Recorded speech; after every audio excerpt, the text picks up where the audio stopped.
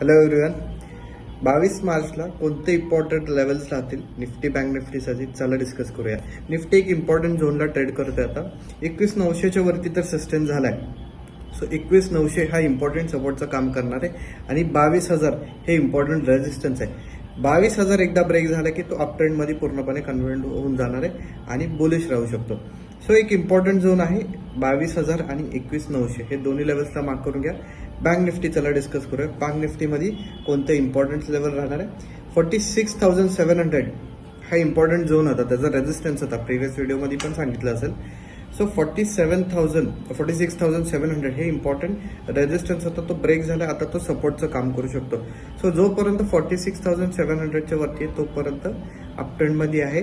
In case 46,700 break करतोय तर थोडंसं खाली येऊ शकतो 46,000 पर्यंत. आणि वरती जो रेजिस्टन्स आहे 47,000 हे इम्पॉर्टंट रेजिस्टन्सचं काम करणार आहे.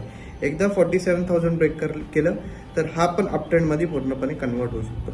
तर मित्रांनो, लेवल्स मार्क करून घ्या आणि ट्रेड करा.